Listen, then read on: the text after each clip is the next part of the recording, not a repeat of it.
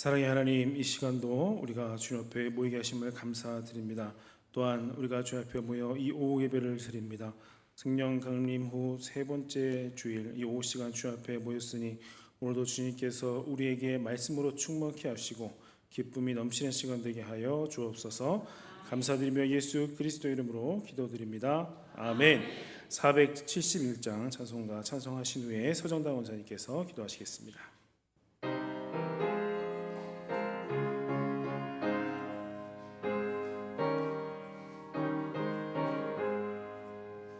주여 나의 병든 몸을 지금 고쳐주소서. 모든 병을 고쳐주마 주 약속하셨네. 내가 지금 굳게 믿고 주님 앞에 구하오니 주여 크신 능력으로 고쳐주소서. 나의 주님 뜻이라면 나를 고쳐주소서. 머리 위에 기름 붓고 날 고쳐주소서. 모든 것을 다 바치고 간구하는 나의 몸을 지금 주의 약속대로 고쳐주소서. 주를 위해 살겠으니 나를 고쳐주소서. 내게 속한 모든 것은 다 주의 것이니 성령이여 강림하사 능력 있는 손을 펴서 나의 몸을 어루만져 고쳐주소서. 나의 병을 고쳐주심 내가 믿사옵니다. 지금부터 영원토록 주 찬송하겠네. 나를 구원하신 말씀 어디든지 전하오리. 나의 병을 고쳐주심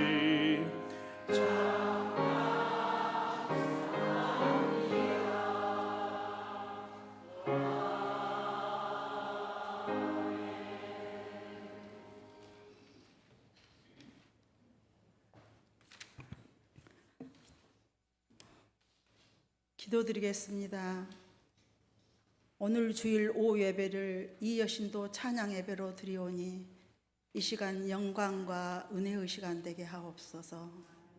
사랑의 하나님, 저희의 죄와 허물을 사하여 주시고 의의 거룩한 옷을 입혀 예배 드리기에 합당한 형상으로 거듭나게 하옵소서. 낮아지는 저희를 돌아보시옵소서. 거룩한 성전에 나아가기에는 아직도 사랑의 마음이 열리지 못하였고 영적 빈곤에 허덕이는 저희들을 불쌍히 여겨주시고 채워주소서. 부족함을 깨닫고 머리 숙인 저희를 그냥 돌려보내지 않으시니 주님이 사랑이 함께 하실 줄 믿고 머리 숙였으니 변화시켜 주옵소서. 주님의 사랑을 항상 고하면서도 이웃에게 사랑을 베풀기를 너무나 소홀히 했음을 고백합니다. 나의 영생에만 관심을 보였을 뿐 주님께서는 천하보다 귀하게 여기는 생명들을 향해 전도하는 사명조차 망각하고 있었습니다. 주님, 길을 잃은 영혼들에게 등불이 되어 주실 수 있는 교회가 되게 하시고 지친 영혼들을 안식처가 될 수 있는 교회, 그리하여 병든 심령은 치료받는 역사가 있게 하시고 믿음 없는 자들은 믿음 위에 굳게 서게 하시고 확신에 찬 생활을 하게 하여 주시옵소서. 기도하는 자마다 주님의 사랑에 응답을 받을 수 있는 성령의 불이 타오르는 교회 되게 하옵소서. 이 시간 주님의 말씀을 전하시는 목사님을 기억하사 성령의 권능으로 인도하시고 말씀으로 한 주간을 승리할 수 있도록 은혜 주시며 예배 마치는 시간까지 성령님 인도해 주실 줄 믿사옵고 감사드리며 예수님 이름으로 기도드렸습니다. 아멘.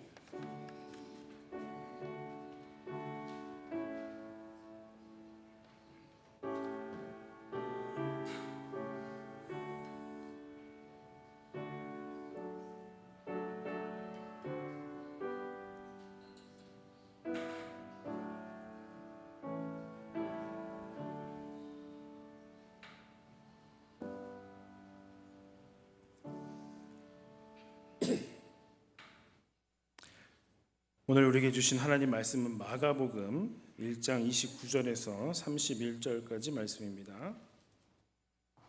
마가복음 1장 29절에서 31절의 말씀, 신약 54면쯤입니다. 한 절씩 교독하시고 마지막 절 함께 봉독하시겠습니다. 회당에서 나와 곧 야고보와 요한과 함께 시몬과 안드레의 집에 들어가시니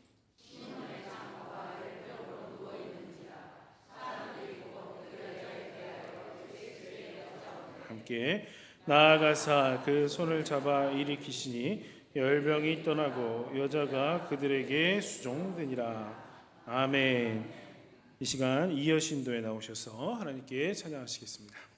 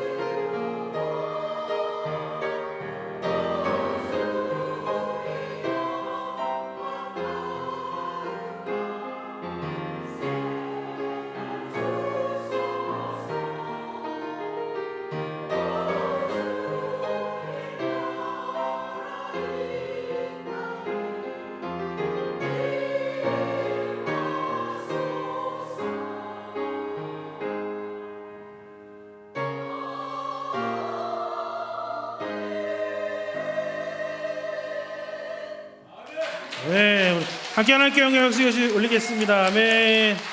감사합니다. 언제나 정말 우리 교회의 일에 모든 영역에서 헌신하시는 우리 여신들과 늘 주님 주시는 기쁨으로 충만하셔서 주의를 더욱 잘 감당하실 수 있기를 축복합니다. 할렐루야. 우리 함께 인사하시겠습니다. 오후 시간에 만나기 반갑습니다. 반갑습니다. 네, 오늘도 은혜 받읍시다. 은혜 받읍시다. 네, 오늘도 인사하신 것처럼 주님 주시는 말씀 가운데 은혜가 넘치는 귀한 시간이 되시기를 축원합니다.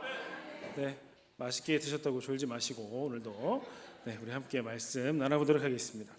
자, 오늘은 치유받고 주님을 수종든 베드로의 장모의 모습을 보면서 이 과정을 보면서 우리가 함께 말씀을 생각해 보려고 합니다.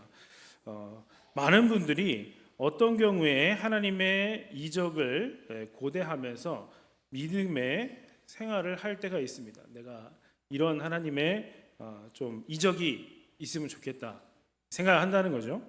예를 들어서 사업상에 어려운 일이 생긴다든지, 병이 들어서 내가 몸이 약하게 되었다든지, 자녀들의 문제가 있다든지, 내가 좀 법률적으로 무슨 어려움을 겪는다든지, 또 나의 마음을 다른 사람이 알아주지 않고 오해했다든지, 여러 가지의 일에 대해서 우리가 그 사안에서 하나님이 정말 극적으로 나를 좀 도와주셨으면 좋겠다, 그 도우심을 기대할 때가 있더라라는 것입니다. 기대하시죠? 네. 그런데 사실은요, 여러분, 하나님은 우리가 언제나 하나님의 은혜와 이적 속에 우리가 늘 그 안에서 살아가고 있더라는 것입니다. 그것을 우리가 잊어버리고 살고 있다는 것입니다. 병들어 죽게 된 사람이 하나님의 은혜로 건강하셔지면 내가 하나님의 은혜를 받았다라고 하면서 늘 건강하신 분은 건강할 때는 하나님의 은혜 속에 살고 있다는 것을 잊고 산다는 것입니다. 병중의 고침을 받은 사람보다 늘 건강하여서 잘 살고 있는 사람이 더욱 놀라운 이적 속에 살아가고 있다는 것입니다. 오늘 베드로 장모의 병이 고침을 받은 이 사건에서 하나님의 거룩하신 말씀이 있습니다.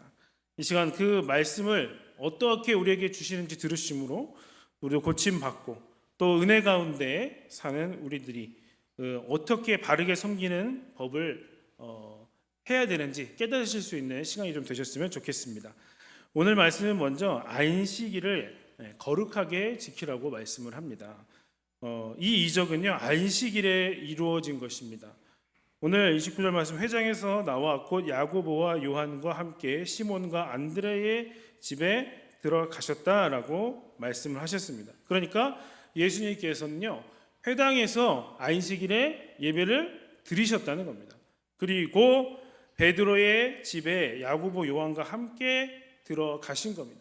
거기를 먼저 가신 게 아니라는 거죠. 순서가 있습니다. 안식일을 지키신 겁니다. 그리고 베드로의 장모가 아주 이제 건강하게 돼서 나중에 주님을 수종들 수 있게 만들어 주신다는 겁니다. 안식일을 거룩하게 지켰다는 것과 병고침을 받았다는 게 굉장히 매우 중요한 상관관계가 있는 것입니다. 아니, 여러분, 안식이 무엇을 하는 날일까요? 그날은 하나님께 제사를 드리는 날이며 또 예배를 드리는 날입니다. 감사와 영광이 하나님께 드려지고 구원과 회개와 말씀이 내려지는 복된 날이라는 겁니다. 우리가 말씀에서 보면 주님께서 안식일에 병든 사람을 고치신 일들을 말씀을 통해서 우리가 볼 수 있습니다. 마태복음 12장 12절에 보면 손 마른 사람을 고치시고 말씀하시기를 사람이 양보다 얼마나 더 귀하냐, 그러므로 안식일에 선을 행하는 것이 옳으니라 라고 하십니다. 또 마태복음 14장 14절에서는 예수께서 나오사 큰 무리를 보시고 불쌍히 여기사 그 중에 있는 병자를 고쳐주시니라 하셨는데 이날도 안식일이었습니다. 또한 마태복음 14장 35절에서 그곳 사람들이 예수이신 줄 알고 그 근방에 두루 통지하여 모든 병자를 예수께 데리고 와서 고침받았다. 이것도 다 이렇게 기록이 되어 있습니다. 예수님은 이렇게 안식일에 병든 사람을 많이 고쳐주셨다는 것입니다. 여러분, 안식일이 그럼 무엇일까요? 신학 과목에 예배학이라는 과목이 있습니다. 하나님께 예배 드리는 예배를 성경적으로 근거를 찾아서 바르게 예배를 어떻게 드릴 수 있는가를 공부하는 것인데요. 예배학에서 예배를 바르게 드리기 위해서는 반드시 구약의 제사법도 연구를 해야 합니다. 오늘날의 주일도 그런데요. 주일의 개념과 바르게 주일 성수하는 법은 구약의 안식일에서 먼저 배워야 한다는 것입니다. 안식일과 주일은 공히 하나님께 예배를 드리는 날인 것입니다. 그래서 안식일 우리의 죄를 용서받고 하나님의 은총을 받는 아주 귀한 날입니다. 그리고 허락해 주신 모든 은혜에 대하여서 감사하면서 우리가 주님께 더욱 헌신을 하는 날이기도 합니다. 하나님께서는 이렇게 예배하는 자들을 찾으신다고 분명히 말씀하셨습니다. 특별히 주님의 안식일 치유에서 예배는 회당에서 예배를 드리는 것인데 그 회당 예배는 찬송하고 기도하며 말씀을 듣는 바로 이 예배입니다. 세상에 어떠한 사람도 하나님께 예배를 드리지 않는데 은혜를 받았다? 그렇게 말할 수 있는 사람은 아무도 없습니다. 하나님의 특별한 섭리를 체험하는 일도 예배를 통해서 이루어지는 것이고요.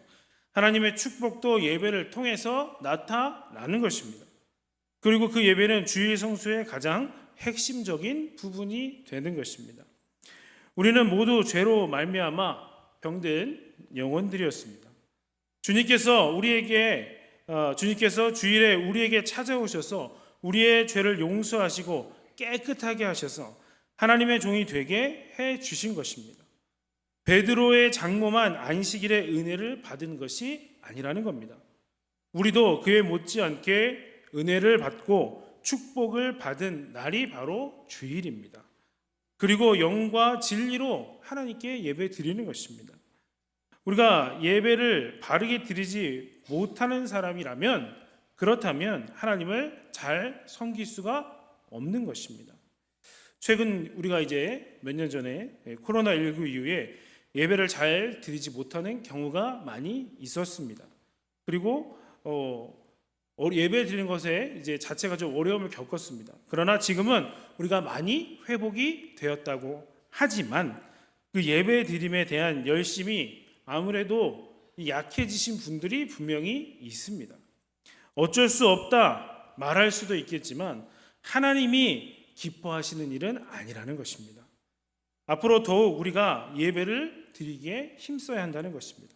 그래서 주님께서 우리의 심령의 상처를 치유해 주시는 것을 우리도 받고 하나님을 바르게 섬길 수 있기를 바랍니다.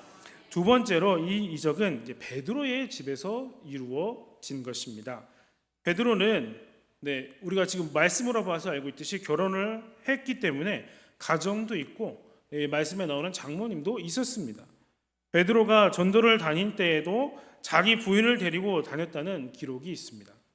이러한 일을 보아서 베드로는 우리가 생각할 때 좀 가정적인 사람이지 않을까라는 생각이 들 수도 있습니다. 그런데요, 주님께서는 제자들을 부르실 때 뭐라고 하셨냐면요, 모든 것보다 주님을 더 사랑하라고 하셨고요. 그 말씀에 따라 베드로는 결국 어떻게 했습니까? 모든 것을 다 버리고 주님을 따라 나섰습니다. 즉 베드로는 따지고 보면 어떤 사람이에요? 아내에게 남편 노릇도 제대로 못했고요, 장모에게 사위 노릇도 마찬가지로 못했을 것이라는 겁니다. 베드로가 주님을 열심히 따르는 만큼 가정일에 정성을 다할 수 없었다는 것입니다. 우리가 교회를 열심히 하다 보면 가정생활에 다소 지장이 있을 수 있고요, 사회생활에도 지장이 있을 수 있음을 봅니다. 그러나 지혜롭고 슬기롭게 조정을 잘하면 하나님의 은혜를 모두 함께 받을 수가 있는 것입니다.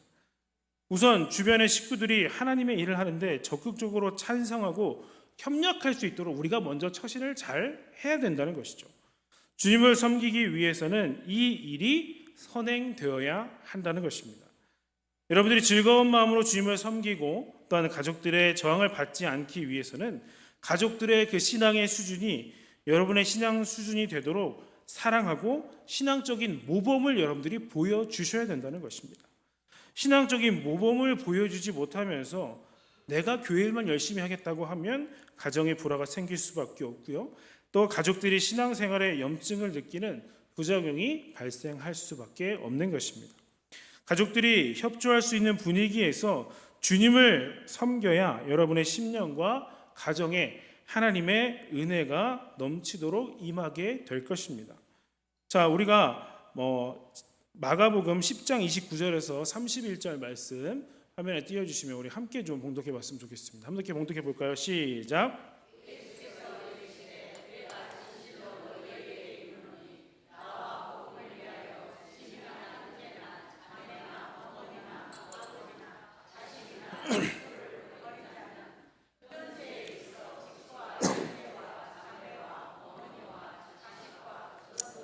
백배나 받되 박해를 겸하여 받고 내세 양생을 받지 못할 자가 없느니라. 그러나 먼저 된 자로서 나중되고 나중된 자로서 먼저 될 자가 많으니라.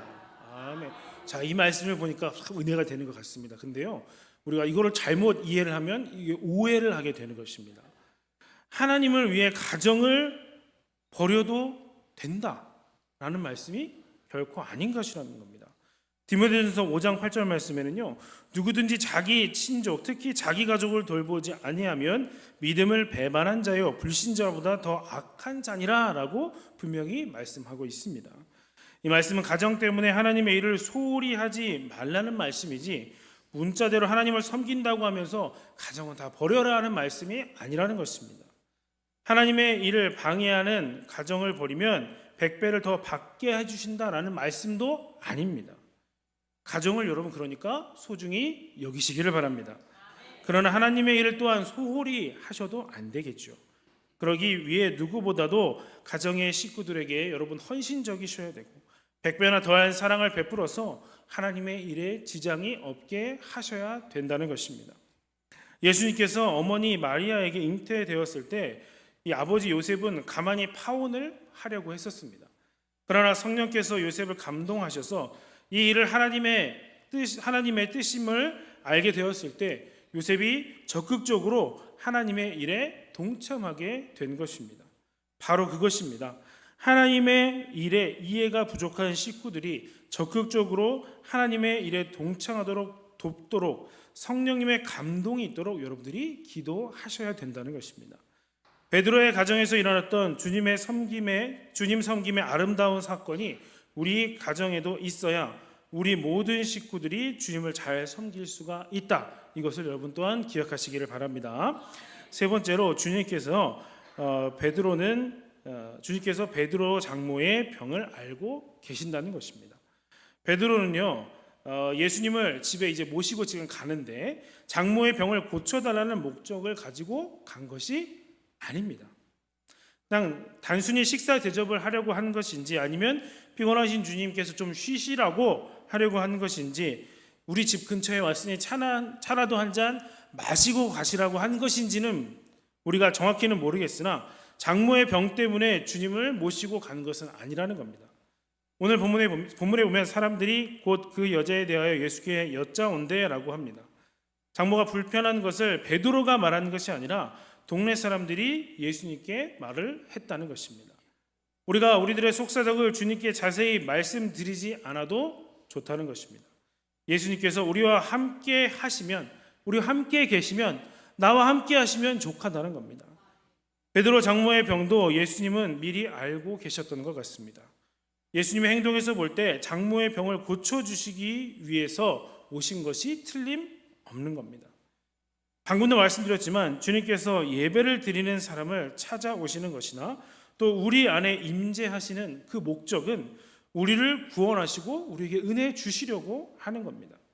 그런데 몸이 아픈 아이들이 엄마 옆에 있어도 칭얼대며 엄마를 찾는 것처럼 늘 칭얼대면서 또 하나님을 그렇게 찾는 분들이 있습니다.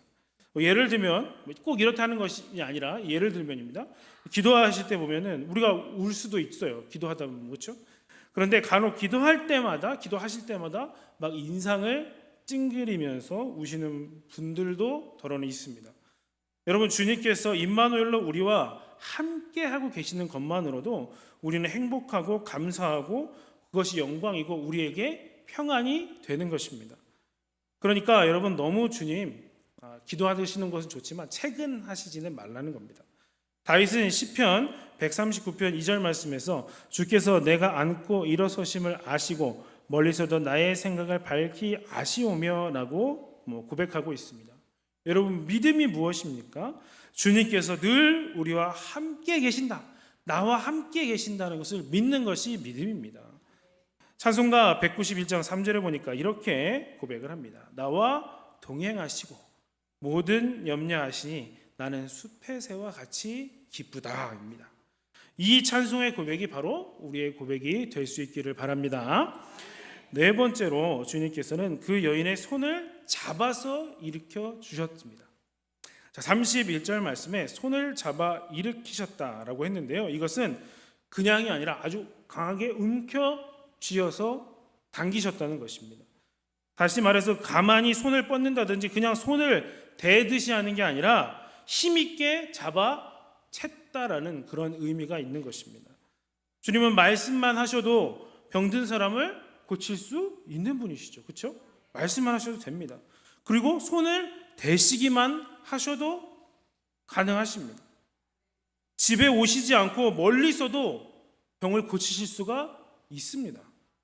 그런데 이번에는요, 그 여인의 손을 잡아서 힘있게 낚아채셔서 벌떡 일으켜 세우셨습니다. 왜 그렇게 하셨을까요? 이 점을 우리가 또 생각을 해봐야 됩니다.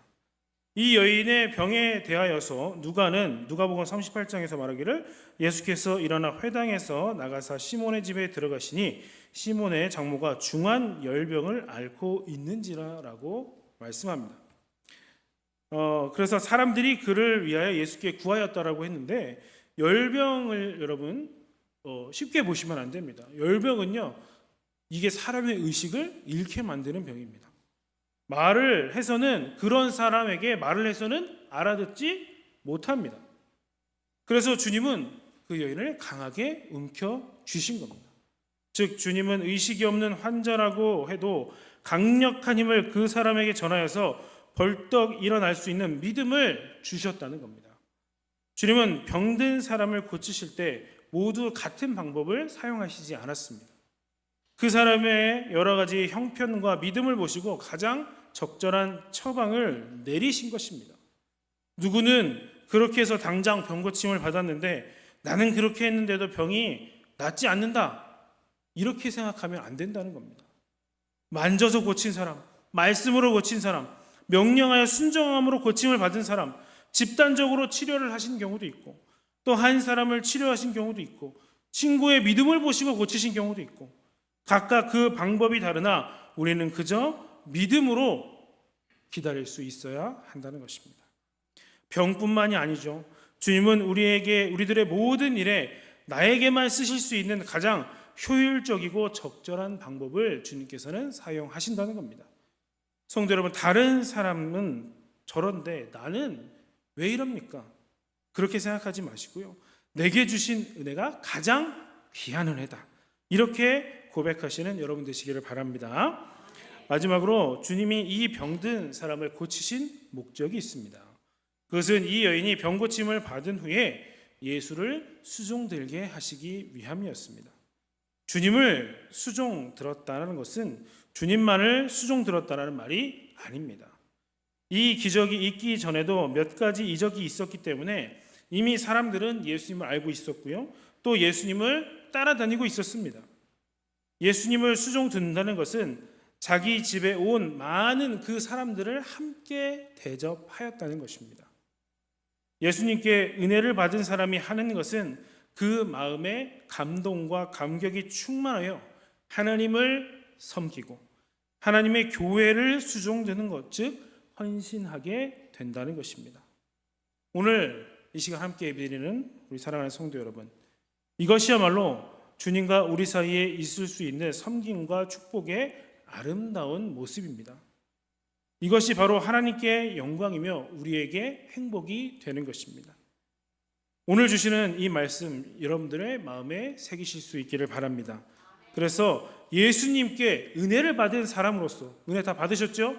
은혜 받은 사람으로서 감동과 그 감격이 더욱 충만하셔서 주를 위해 더욱 헌신하시게 되는 여러분 다 되시기를 주님의 이름으로 간절히 축원합니다.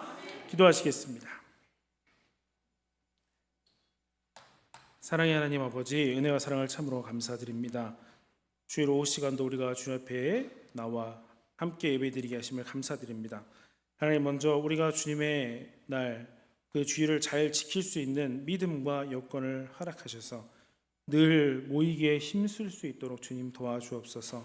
또한 가정에서 믿음의 사람으로서 본이 되게 하시고 모든 가족이 주를 믿는 그 믿음이 성장할 수 있도록 이끌어 주옵소서. 그러기에 우리가 굳건한 믿음으로 주님을 신뢰하게 하시고 주님과 동행하는 삶을 살아가게 하여 주시며 주님 주시는 그 은혜를 받고 주의 일을 위해서 헌신하는 우리 모두가 되게 하여 주옵소서. 늘 하나님께 영광 돌려드리는 우리의 삶이 되기를 소원하며 예수 그리스도의 이름으로 기도드립니다. 아멘. 네, 광고는 주보의 내용을 참조하여 주시기 바랍니다. 우리 함께 찬송가 212장 찬송하시겠습니다.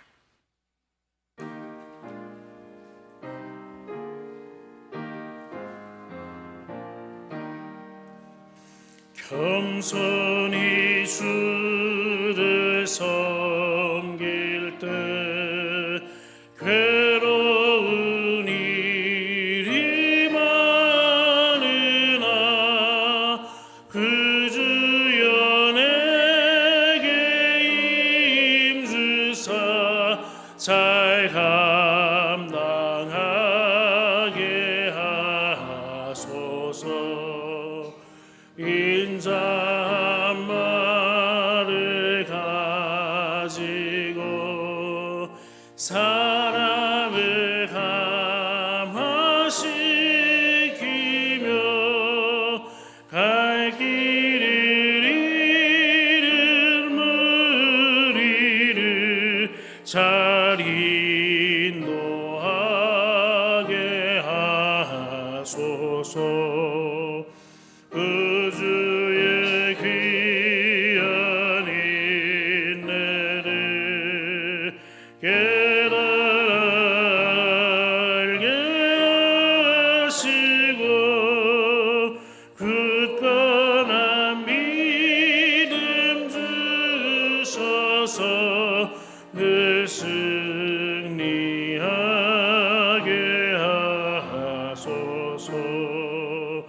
장래의 영광 비추사 소망이 되게 하시며 그 주와 함께 살면서 참 평강 얻게 하소서.